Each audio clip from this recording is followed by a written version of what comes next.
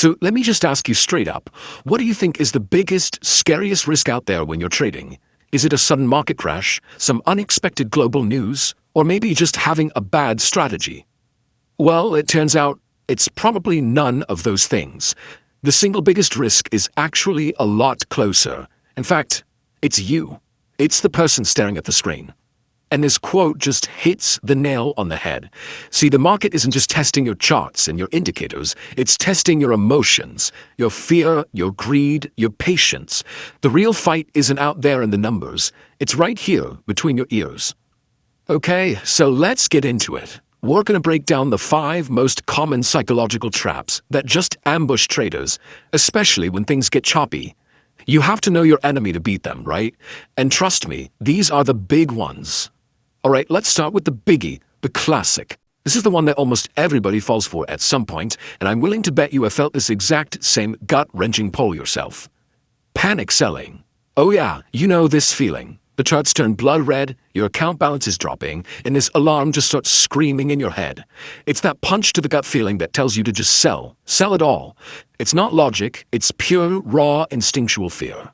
And what's so wild is how this one single thought, I have to get out now, can completely hijack your brain.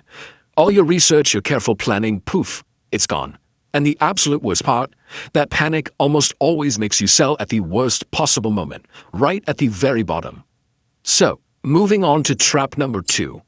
This one feels completely different from that icy fear we just talked about, but believe me, it is every bit as dangerous. Ah, good old FOMO, the fear of missing out. You see a stock that's just rocketing to the moon. Everyone on social media is talking about it, and you get that frantic feeling, like a train is pulling out of the station and you're about to be left behind. You just have to get on board. That little voice, that's not your smart, analytical self talking. Nope, that's the social part of your brain, absolutely terrified of being the only one not at the party. So you jump in, not based on a plan, but on pure hype. And that's exactly how people end up buying at the absolute peak. Now, trap number 3 is a sneaky one.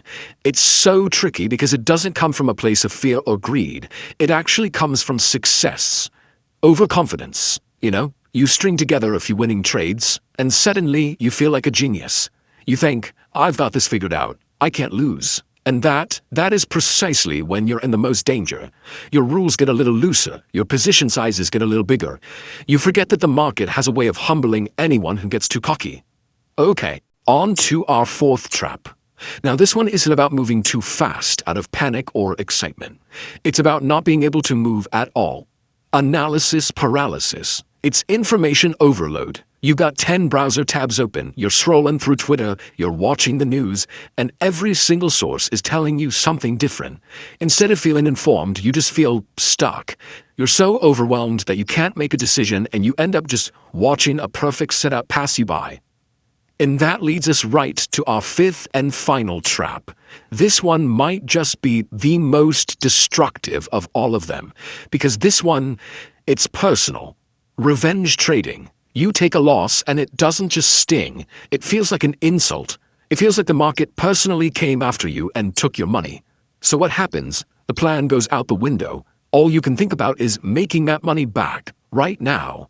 These aren't trades anymore. They're angry, impulsive bets, and they are the fastest way to turn a small loss into a massive one.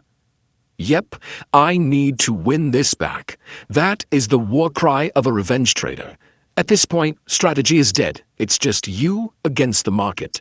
And let me be perfectly clear, that is a fight you will lose. Every single time. So, after hearing all that, the panic, the FOMO, the revenge, you gotta be wondering, why is this stuff so universal? Why do we all seem to fall into these exact same traps over and over again? Well, the answer is actually pretty simple. It's not really a character flaw, it's just brain chemistry. We are hardwired to avoid pain, like losing money, and to chase pleasure, like a quick profit. We're designed to react instantly, with instinct, not slow analysis. Now, those settings were great for keeping our ancestors from getting eaten by tigers, but for navigating the stock market, they can be a total disaster. So here's the most important part. You can't just flip a switch and turn these instincts off. You're not a robot. The whole goal isn't to eliminate emotion, it's to manage it. It's about knowing your own weaknesses and building a solid, disciplined system around them, like putting up guardrails to keep yourself from driving off a cliff. And this is what that system actually looks like. This is your toolkit. It means having a crystal clear plan before you even think about clicking a button. It means having hard and fast rules for when you buy and when you sell. And this one's huge. It means knowing when to just walk away from the screen when you feel yourself getting emotional. It all comes down to one word: discipline. When it all comes down to it, success is about a huge mindset shift. The losing mindset asks, how can I get rich right now? The winning mindset, though, asks a totally different question. How do I protect the money I have so I can stay in the game long enough for my strategy to work? It's the difference between trying to win the lottery and trying to run a business. And that's really the bottom line. Over the long haul, a consistent, disciplined process will always beat emotional, impulsive gambling. You can't control what the market's going to do next. You can't control the news. The only thing you have 100% control over is you. And in trading, that is the only thing that truly matters. So I'll just leave you with this one last question to think about. Looking back at these 5 traps, which one is your trap? Which one always seems to get you? Be honest with yourself, because the moment you can name your weakness, that's the moment you can start turning it into your greatest strength.